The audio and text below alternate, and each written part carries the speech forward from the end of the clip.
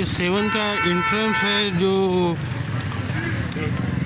सोने वाले दरवाजे की तरफ जा रहा है, और ये सील कर दिया है इन्होंने। पुलिस यहाँ खड़ी हुई है, गाड़ियों को दाखिला मना कर दिया, लेकिन लोग अंदर जा सकते हैं।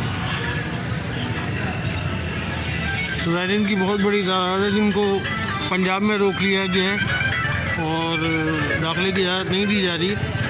यही वजह है कि ये सेवन की गाड़ियाँ जो है इस वक्त रश ना होने के बराबर है यहाँ पे। हम आपको अभी कुछ ही देर में जो है वो लाल शहबाज कलंदर की दरगाह भी दिखाएंगे बाहर से, लेकिन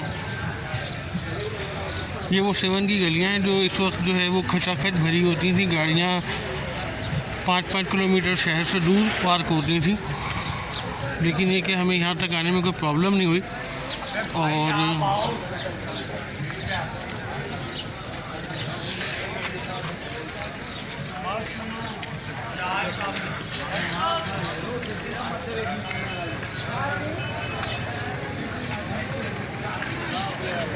लेकिन गाड़ी हमने आपको जो बैरियर दिखाया है वहाँ पे रोक ली गई थी, और अब हम दरगाह तक पैदल जा रहे हैं।